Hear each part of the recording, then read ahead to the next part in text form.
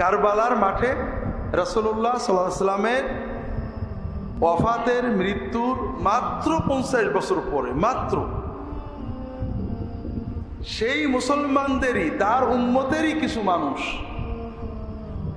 তার প্রিয়তম নাতি, তার কলিজার টুকরা নাতি হুসাইন ইবনে আলী রাদিয়াল্লাহু তাআলা আনহুমা এবং তার বংশের নিষ্পাপ নিরীহ অসহায় অনেকগুলো মানুষকে হত্যা করে।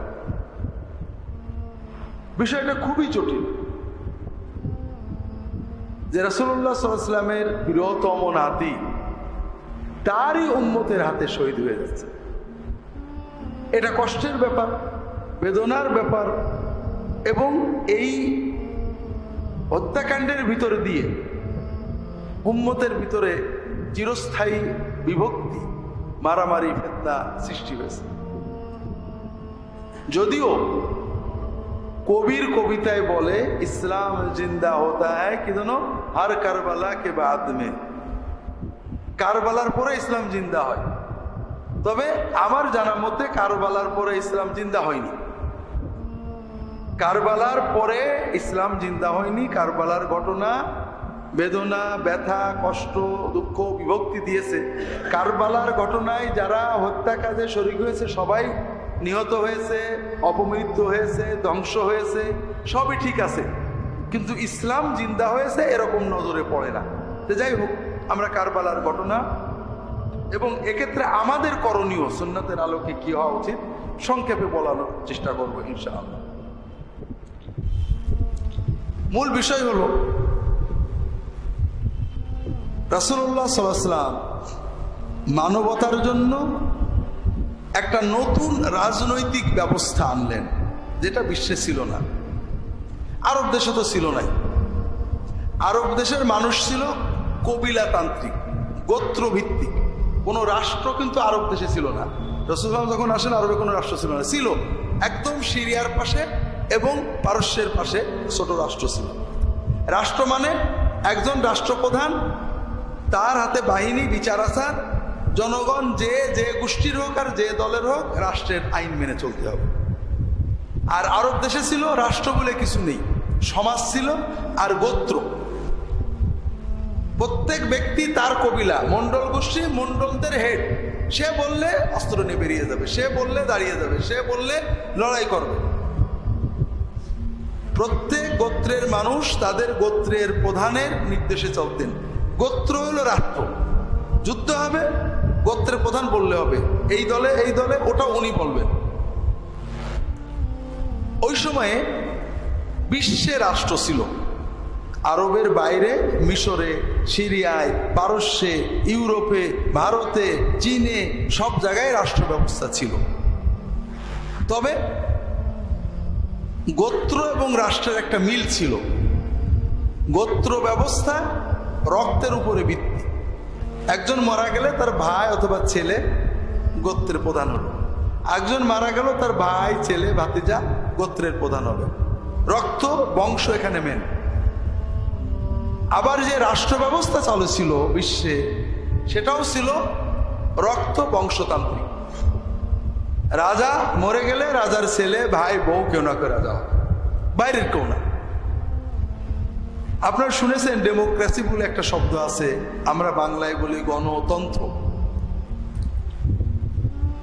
এটা রাসূলুল্লাহ সাল্লাল্লাহু আলাইহি ওয়াসাল্লামের আগেই, কয়েকশো বছর আগে গ্রিসে জন্ম নিয়েছিল এবং সেখানেই মারা গিয়েছিল। গণতন্ত্র হলো জনগণের পরামর্শই দেশ চলবে, সরাসরি বা পরোক্ষ। রাসূলুল্লাহ সাল্লাল্লাহু আলাইহি ওয়াসাল্লামের সময়ে সারা বিশ্বে রাষ্ট্র ব্যবস্থাও ছিল বংশতান্ত্রিক, আর আরব দেশের সমাজ ব্যবস্থা ছিল কবিলাতান্ত্রিক। বংশতান্ত্রিক রাষ্ট্র ব্যবস্থায় আরেকটা বিষয় ছিল, রাজা মানে মালিক আর জনগণ হলো প্রজা। প্রজা হলো মালিক অধীন। রাজা যেটা বলবে মেনে নিতে হবে। যদি বলে এখান থেকে বাড়ি সরো, ওইখানে যাও, যেতে হবে। যদি বলে বাঁচো বাঁচো, মরো মরো। রাজা এবং প্রজার সম্পর্ক ছিল মালিক এবং মামলুকের। রাজা এবং প্রজার সম্পর্ক ছিল মালিকের সাথে তার মালিকানাধীন দ্রব্য বা মানুষের। এখানে রাজ্য কি করে চলবে জনগণের কোনো ইচ্ছা বিষয় না, রাজা যেটা বলবে সেটা। এটাকে বলা হয় স্বৈরতন্ত্র, অটোক্রেসি। রাসূলুল্লাহ সাল্লাল্লাহু আলাইহি ওয়াসাল্লাম আরব দেশে আসলেন, তিনি দ্বীনের পাশাপাশি একটা রাষ্ট্র দিয়ে গেলেন। সেই রাষ্ট্রটা আবার দিলেন কি সম্পূর্ণ অভিনব নতুন রাষ্ট্র, বংশতান্ত্রিক নয়, যোগ্যতাতান্ত্রিক। যে কোনো যোগ্য মানুষ রাষ্ট্রের প্রধানে উপরে যেতে পারে। আলাইকুম বিসসামি ওয়া তাআ ওয়া ইন উম্মিরা আলাইকুম আবদুন হাবশি। যদি একজন কালো কাফরি নাকবোচা কানবেকা কৃতদাস সেও যদি তোমাদের আমির হয়, শাসক হয়, প্রশাসক হয়, তার আনুগত্য করতে হবে। দ্বিতীয় বিষয়, এখানে জনগণের পরামর্শ নিয়ে চলতে হবে। আমরুম শুরা বাইনাহুম, প্রতিটি কাজ আমানত আদায় করতে হবে, ইনসাফ আদালত প্রতিষ্ঠা করতে হবে। জনগণ ইচ্ছা করলেই শাসকের সমালোচনা করতে পারবে, তার সামনে আইন পেশ করতে পারবে, যেটা ঠিক হয়নি। এই যে সিস্টেম, এটা অভিনব ছিল। আরবরা তো দেখেইনি, দুনিয়ার মানুষ ওই সময় দেখছিল না। এখন রাসূলুল্লাহ সাল্লাল্লাহু আলাইহি ওয়াসাল্লাম যখন তার মৃত্যুর সময় আসলো, সাধারণ মানুষ সবাই আশা করছে তিনি কাউকে গদ্দিনশীন করে যাবেন। কারণ আইন কানুন যাই দেওয়া হোক, নিয়ম হলো কেউ মরার সময় কাউকে না কাউকে বলে যাবে আমার পরে তোমরা এর দেখবা। রাসূলুল্লাহ সাল্লাল্লাহু আলাইহি ওয়াসাল্লাম এটা যদি বলতেন তাহলে সহজ হতো মানুষের জন্য। কিন্তু এই যে নতুন সিস্টেম রাসূলুল্লাহ সাল্লাল্লাহু আলাইহি ওয়াসাল্লাম দিলেন, এটা প্র্যাকটিক্যাল হতো না। যেমন আপনি সাঁতার শেখাবেন, হাত ধরে রেখেছেন, প্র্যাকটিক্যাল হলো না। হাত ছেড়ে ধাক্কা মেরে পানিতে দিলেন, 5 গল ডক ডক করে পানি খাবে, পেট একটু ফলবে, সাঁতার শিখে যাবে। তো এখন রাসূলুল্লাহ সাল্লাল্লাহু আলাইহি ওয়াসাল্লাম কাউকে দায়িত্ব দিয়ে গেলেন না। তখন সাহাবীদের ভিতরে দুটো ধারা ছিল। রাসূলুল্লাহ সাল্লাল্লাহু আলাইহি ওয়াসাল্লাম বংশের অনেকে মনে করতেন, অথবা কোন কোন সাহাবী মনে করতেন যে রাসূলুল্লাহ যাই বলেন, যুগ যুগ ধরে তো বংশতন্ত্রই চলছে। আমাদের দেশে কোনো পীর সাহেব যদি মরে যান, তার গদ্দিনশীন কি হয়? যদি অন্য কেউ হয়, মুরিদরা মানতে চায় না। এটা আমরা পীর সাহেবরা, পীর দরবারের লোকেরা করতাম। এখন রাজনীতিবিদরা কি করেন? কি করেন? এখন রাজনীতি তো বংশতন্ত্র। কেন? কারণ মানে আমরা মানসিকতাই ওই রকম রয়ে গেছি। যদিও বলছি গণতন্ত্র, কিন্তু বংশের একজন মানুষকে যত কদর করি, অন্য বংশের মানুষের ওই রকম কদর করতে পারছি না। এজন্য নেতার বংশের যদি কেউ আসে, যত সহজে দল ঐক্যবদ্ধ হয়ে যায়, বাইরের কেউ গেলে ওরকম হয় না। এটা আমরা আমাদের দেশেও জানি। আরব দেশে আরো কঠিন। সবাই অনেকেই মনে করছিলেন রাসূলুল্লাহ সাল্লাল্লাহু আলাইহি ওয়াসাল্লামের প্রিয়তম সাহাবী আবু বকর রাদিয়াল্লাহু তাআলা আনহুকে হয়তো দায়িত্ব দেবেন, কারণ সব সময় তিনি তার পাশে আছেন। কেউ কেউ মনে করছিলেন হয়তো তিনি তার বংশের কাউকে দেবেন, কারণ যুগ যুগ ধরে তো বংশতান্ত্রিক হয়েই আসছে। তার বংশে তো যোগ্য লোক আছে, তিনি দিতে পারেন। রাসূলুল্লাহ সাল্লাল্লাহু আলাইহি ওয়াসাল্লাম কাউকে দেননি। তার ওফাতের পরে সাহাবীরা দ্বিধাদ্বন্দ্ব কে হবে। আনসারীরা বলেন আমরা, মুহাজিররা বলেন আমরা, বংশের লোকেরা কেউ কেউ বলছিলেন আমাদের থেকেও হবে।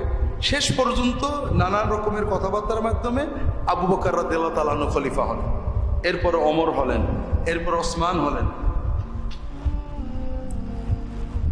সবসময় কিছু মানুষ মনে করছিল রাসূলুল্লাহ সাল্লাল্লাহু আলাইহি ওয়াসাল্লামের বংশের কেউ হতে পারে, যোগ্যতা আছে। আবার অনেকেই মনে করছিল যে না, সাহাবীরা আরো আছেন, তারাও যোগ্য। সর্বশেষ যে নির্বাচনটা হলো ওসমান রাদিয়াল্লাহু তাআলা আনহুর সময়ে হলো, ওমর রাদিয়াল্লাহু তাআলা আনহুর ওফাতের পরে। ওমর বললেন তোমাদেরকে রেখে গেলাম, আব্দুর রহমান আউফ, ওসমান, আলী, তালহা, জুবাইর, আর কে এই 4-5 আব্দুর রহমান, আলী, ওসমান, তালহা, জুবায়ের, সাদ ইবনে আবি ওয়াক্কাস নাম রাদিয়াল্লাহু তাআলা আনহুম আজমাইন। এনাদেরকে একটা কমিটি করে দিলেন, তোমরা কমিটি পরামর্শ করে তোমাদের ভিতর থেকে একজন হবে। কমিটিতে বসে আব্দুর রহমান ইবনে আওফ বললেন যে আমি হব না, আমি আমার ক্যান্ডিডেসি প্রত্যাহার করলাম। এখন আপনারা বাকিরা যদি চান তাহলে আপনাদের ভিতর থেকে কাকে করব আমি জনগণের সাথে পরামর্শ করে দিতে পারি। তারা বলেন ঠিক আছে, আপনি পরামর্শ করে দেন। 3 দিন 3 রাত তিনি পরামর্শ করলেন। এরপরে মসজিদে নববীতে ফজরের নামাজের পরে তিনি আলী রাদিয়াল্লাহু তাআলা আনহুকে বললেন যে আলী, কিছু মনে করেন না, জনগণের পরামর্শ ওসমানের দিকে যাচ্ছে, এজন্য আমরা আসেন সবাই ওসমানের হাতে বায়াত করি রাষ্ট্রপ্রধান হিসেবে। এরপরে সবাই বায়াত করে। এই যে ধারা জনগণতান্ত্রিক, পরামর্শতান্ত্রিক, কাউকে কেউ খলিফা গদ্দিনশীন করে যাচ্ছে না, এটা একটা অভিনব বিষয় হওয়ার কারণে এটাকে মেনে নিতে উম্মতকে অনেক খাবি খেতে হলো, পানি খাইতে হলো। এটা ঘটল ওসমান রাদিয়াল্লাহু তাআলার ওফাতের পরে। তিনি শহীদ হলেন, মদিনার লোকেরা আলী রাদিয়াল্লাহু তাআলাকে খলিফা বানালো। সিরিয়াতে মুআবিয়া বললেন রাদিয়াল্লাহু তাআলা আনহু যে ওসমানের হত্যার বিচার না হলে আমি মেনে নেব না। এই বিচার অবিচার, বিচার বিচার এটা নিয়ে আলী বললেন সবাই ঐক্যবদ্ধ। এখনো বিদ্রোহীরা সেনাবাহিনীতে রয়েছে, তারা সেনাবাহিনী নিয়ন্ত্রণ করছে, আমরা যদি বিভক্ত থাকি আমি বিচার করতে পারবো না, আসেন ঐক্যবদ্ধ হই, এরপরে আমরা অবশ্যই বিচার করব। এই নিয়ে বিতর্ক হতে হতে যুদ্ধ হলো। আলী রাদিয়াল্লাহু তাআলা শহীদ হয়ে গেলেন। এক পর্যায়ে হাসান রাদিয়াল্লাহু তাআলা আনহুকে কুফার লোকেরা খলিফা বানালো। ওদিকে মুআবিয়া রাদিয়াল্লাহু তাআলা খেলাফতের ঘোষণা দিলেন, 2 দলে যুদ্ধ হবে। হাসান রাদিয়াল্লাহু তাআলা আনহু নিজে বলেন যে না, আমিও আমার নানার উম্মতে যুদ্ধ করাবো না। তিনি মুআবিয়া রাদিয়াল্লাহু তাআলাকে ছেড়ে দিলেন। এই হলো তৎকালীন প্রেক্ষাপট। আমি বিস্তারিত বললে অনেক সময় লাগবে, ওদিকে যাব না, আমাদের শিক্ষাতে আসি। মুআবিয়া রাদিয়াল্লাহু তাআলা আনহু 20 বছর খুব সুন্দরভাবে রাষ্ট্র পরিচালনা করেন। একদম টনটনে আইন শৃঙ্খলা, নিরাপত্তা, শান্তি, অন্য দেশের সাথে সন্ধি, যুদ্ধ বিজয় খুব ভালো চলল। শেষ জীবনে অনেকেই তাকে পরামর্শ দিল যে ওমরের পর থেকে মুসলিম রাষ্ট্রটা যেভাবে দুর্বল হয়ে গেছিল ওসমান এবং আলী রাদিয়াল্লাহু তাআলার সময়ে, আপনার সময় খুব শক্তিশালী হয়েছে, আপনি একজনকে গদ্দিনশীন করে যান। তিনি বিষয়টাকে ভালো মনে করলেন, উম্মতের জন্য, দিনের জন্য, রাষ্ট্রের জন্য। কাকে করা যায়? আপনার ছেলে এজিদকে করে। আপনারা তো মনে করেন যে এজিদের পক্ষে বোধহয় কেউ ছিল না। আচ্ছা বলেন, আমি হুজুর যদি ভোটে দাঁড়ায়, প্রেসিডেন্ট ভোটে, আর আমাদের দেশের কোনো প্রেসিডেন্ট বা প্রধানমন্ত্রী ছেলে দাঁড়ায়, ভোট কে বেশি পাবে? কর। হ্যাঁ, আমরা হয়তো মনে করি তৎকালীন মুসলিম বিশ্বে বোধহয় এজিদের পক্ষে কেউ ছিল না। অধিকাংশ এলাকায় এজিদের পক্ষে ছিল। আরব কবিলাগুলো, বিশেষ করে মক্কা শরীফ, মদিনা শরীফ, কুফা বাদ দিলে অধিকাংশই তাদের কথা হলো এটা খুব ভালো হয়, দেশের আইন শৃঙ্খলা ভালো থাকবে। কিন্তু মক্কা শরীফ, মদিনা শরীফ, পুরনো সাহাবীরা তখনও বেঁচে আছেন অনেকেই, তারা এটা পছন্দ করলেন না, অনেকে রাজু হলেন না। এই অবস্থায় মুআবিয়া রাদিয়াল্লাহু মারা গেলেন। ইসলামী রাষ্ট্র ব্যবস্থায় আগের সরকার বলে গেলেই রাষ্ট্রপ্রধান হয় না। রাষ্ট্রপ্রধানের মৃত্যুর পরে যখন জনগণ মেনে নেয় তখন সেটা রাষ্ট্রপ্রধান বলে গণ্য হয়। অধিকাংশ জনগণ এজিদের বায়াত করলো। মক্কা শরীফ, মদিনা শরীফের লোকেরা অনেকে এজিদের বায়াত করলো না, কেউ কেউ করলো। কুফার লোকেরা লক্ষ লোকে চিঠি লিখে পাঠালো। মদিনায় ইমাম হুসাইন রাদিয়াল্লাহু তাআলা আনহু ছিলেন, চিঠি লিখে পাঠালো, আপনি আসেন, আপনাকে আমরা বাদশাহ বানাবো। মুআবিয়া মারা গিয়েছেন রাদিয়াল্লাহু তাআলা আনহু, এখন খলিফার পদ শূন্য, আপনাকে আমরা খলিফা না, আর কোনো খলিফা মানব না। তিনি মদিনার বন্ধুদের কাছে পরামর্শ চাইলেন, সবাই বললেন যাবেন না। কুফার লোকেরা খুবই দুর্বল প্রকৃতির, মানে আমি বলছি, এটা সাহাবীরা বলেননি, আমাদের বাংলাদেশিদের মতো বিরাট নারায়েত তাকবীর দিয়ে আমার পিছনে আসে লক্ষ লক্ষ, ওই দিক থেকে একবার সাউন্ড হয়েছে দেখবেন কিচ্ছু নেই। আর সিরিয়ার লোকেরা অসম্ভব জেদি, তারা ময়দান ছাড়বে না। কুফার লোকেরা আপনার বাবাকে জ্বালাইছে, তারা তাদের প্রতিজ্ঞা রাখেনি। ভক্তি আছে, মহব্বত আছে, কিন্তু কাজের সময় এলোমেলো হয়ে যায়। আপনি ওদের কাছে যান না, আপনি মদিনায় শান্তিতে থাকেন, রাষ্ট্র আপনার দরকার নেই। লম্বা কথা, এক পর্যায়ে উনি বললেন যে না, আমি ভয়ে বসে থাকবো, সুন্নত কায়েমের জন্য, শরিয়া কায়েমের জন্য, হাত কায়েমের জন্য আমি যাব না। তারা চাচ্ছে, আমি তো চাচ্ছি না। তখন উনি পরিবারের সদস্য নিয়ে মক্কা হয়ে কুফায় রওনা দিলেন।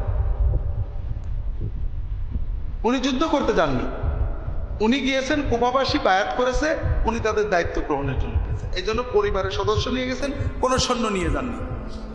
এজিদ খবর পেয়েছে, তখন তার মোবাইল ছিল না, খবর পেয়েছে, কুফার লোকেরা হুসাইন রাদিয়াল্লাহু তাআলা আনহুর সাথে যোগাযোগ করছে। এজিদ দ্রুত, কুফার গভর্নর ছিলেন এক সাহাবী নোমান ইবনে বাশির, সম্ভবত মনে হয় রাদিয়াল্লাহু তাআলা আনহু। এজিদ তাড়াতাড়ি ওবাইদুল্লাহ বিন জিয়াদকে পাঠিয়েছে, দ্রুত যে কুফার থেকে নোমানকে সরাও, তুমি দায়িত্ব গ্রহণ করো, কুফাবাসীদের এমন সাইজ করবা যেন আর হুসাইন নামও মুখে না নেয়, আর হুসাইন যেন কুফায় ঢুকতে না পারে, আগেই তাকে ব্যারিকেড দিবা, দিয়ে ব্যাক করিয়ে দিবা। যাই হোক,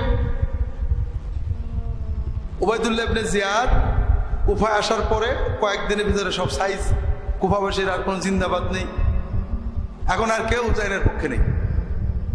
এখন বাহিনী নিয়ে কারবালার প্রান্তরে হুসাইনকে ঘেরাও করলেন ওবাইদুল্লাহ বিন জিয়াদের বাহিনী। হুসাইন রাদিয়াল্লাহু তাআলা বললেন যে আমি তো লড়তে আসিনি রে বাবা, তোমরা ডেকেছো তাই আসছি, তোমার যদি তোমাদের প্রতিজ্ঞা ভঙ্গ করো তাহলে ছেড়ে দাও, আমি মক্কায় চলে যাচ্ছি, অথবা আমাকে ছেড়ে দাও, আমি বর্ডারে যে জিহাদ করব, অথবা আমি এজিদের কাছে যেতে রাজি আছি, তোমাদের হাতে সারেন্ডার করতে রাজি নেই। তো যাই হোক, ওরা চিন্তা করলো যে হুসাইনকে যদি আমরা না মারি তাহলে তো এজিদ খুশি হবে না। এক পর্যায়ে তারা হুসাইন রাদিয়াল্লাহু তাআলার বংশের নিষ্পাপ শিশু, নিরীহ নারী, পুরুষ সহ অনেক মানুষকে হত্যা করলো, হুসাইন রাদিয়াল্লাহু তাআলাকে হত্যা করলো এবং তার মাথা কেটে নিয়ে এজিদের কাছে পাঠালো। এক্ষেত্রে শুধু আপনাদের বলবো, বিষাদ সিন্ধুতে যে গল্প আছে সবই মিথ্যা। এই যে পিঠের পারে বসে এদিকে ছুরি দিল, ওদিকে তোমার জান্নাতে না নিয়ে যাব না, এই সীমার মাথায় নিয়ে যাচ্ছে, ইহুদির বাড়ি, অমুকের বাড়ি, সব মিছে কথা। এগুলো কাল্পনিক উপন্যাস, আমরা সত্য মনে করি। বিস্তারিত ঘটনা এখন বলার সময় নেই। এজিদ ব্যাজ্যত খুশি হলো, যদিও এজিদ হুসাইনকে হত্যা করার নির্দেশ দিছিল না, তবে যারা হত্যা করেছে তাদের শাস্তি দিইনি। ব্যাজ্যত মনে হয় সে খুশি হলো যে যাক, দুশ্মনেরটা গেল। একটা সহজ বিষয় শোনেন, এজিদ আমাদের দেশের রাজনীতিবিদদের মতোই খুবই পাকা ইমানদার মুসলমান ছিলেন, নামাজ পড়তেন, রোজা রাখতেন, হজ করতেন। অবশ্য শিয়ারা বলে মদফত খাইতো, এগুলো মনে হয় না, কারণ আমাদের দেশে আমরা ভালো মুসলমান না সেই যুগের লোকেরা ভালো মুসলমান ছিল? কম, হ্যাঁ ঠিক না? আমাদের দেশের একজন সবচেয়ে বড় নাস্তিক মন্ত্রী, সে কি মাসের সামনে মদ খাবে? মাতালে বাইরে আসবে, ওযু না থাকলেও নামাজের রক্ত পড়ে গেলে, ঠিক না? আপনারা কি মনে করেন সেই দেশের মানুষ এইটুকু বুঝতে না? বিষয় হলো ঠিক আমাদের দেশের রাজনীতিবিদদের মতোই, বা বর্তমান বিশ্বের বা পরবর্তী বিশ্বের, পূর্ববর্তী বিশ্বের বড় বড় রাজনীতিবিদ, খলিফা, আমির, ওমরা, বাদশা, শাসক, প্রেসিডেন্ট, প্রধানমন্ত্রীর মতোই পাকা ইমানদার ছিল। নামাজ, রোজা, হুজুরদের সম্মান সবই করত, তবে ক্ষমতার কেউ প্রতিদ্বন্দ্বী কোনো মায়া দয়া নেই। এই জন্য ক্ষমতার জন্য এজিদ কয়েকটা কাজ করছিলেন। এক নম্বর হলো হুসাইনের খুন। শুধু হুসাইন নয়, তার বংশের নিরীহ মানুষদের এই যে খুন করা হলো, এটা উনি বিচার করেননি। সবচেয়ে পজিটিভ এটুকু বলা যায়, তিনি হুকুম দেননি, কিন্তু তিনি কোনো বিচার করেননি, দুঃখ প্রকাশ করেননি, শাস্তি দেননি, বরং এরাই তার মূল বাহিনী ছিল। দ্বিতীয়, হুসাইন গেলেন, এরপরে পরের বছরে মদিনার লোকেরা বিদ্রোহ করল, সৈন্য পাঠালো এজিদ। মদিনায় শত শত হাজার গণহত্যা, সাহাবীদের হত্যা করে, সাহাবীদের আওলাদদের হত্যা করে, ধর্ষণ হয়েছে। এজিদের বাহিনী মদিনায় গণহত্যা চালাইছে। এজিদের 2 বছরের 2 কাজ।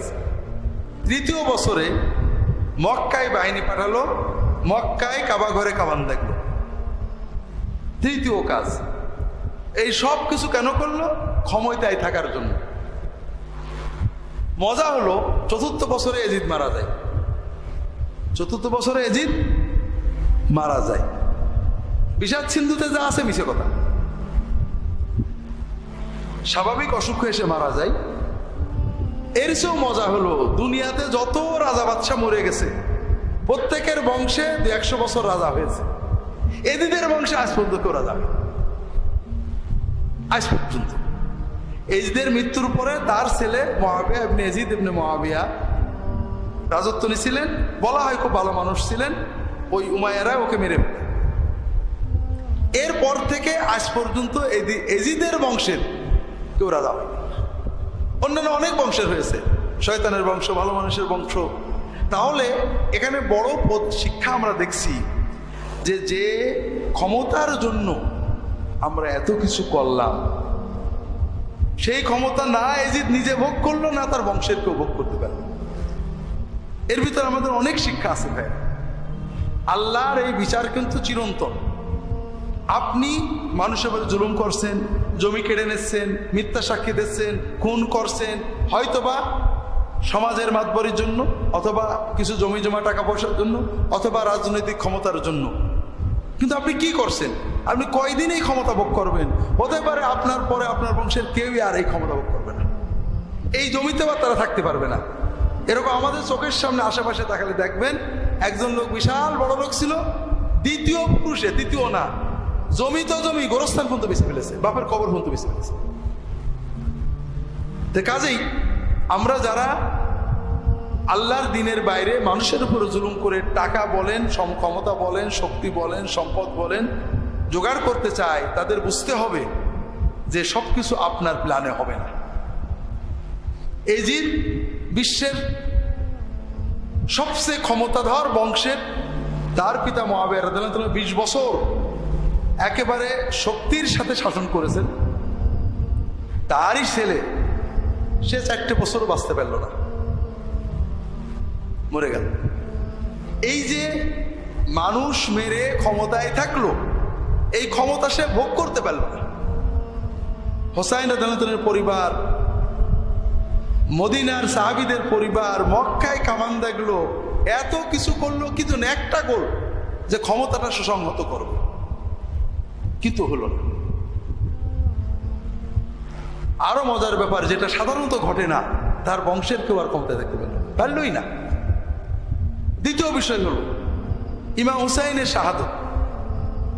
ইমাম হুসাইন যখন মক্কা থেকে চলে আসবেন, মদিনাতে মক্কা থেকে কোয়া যাবে, তখন 2-1 প্রবীণ সাহাবী বলছিলেন যে দেখেন, আপনার নানা হলেন আখিরাতের বাদশা, দুনিয়ার বাদশাহী আপনাদের জন্য পোষাবে না, কাজে ওদের দিকে যে দুনিয়ার বাদশাহী তারা চাননি, তারা দিনের জন্যই গেছিলেন।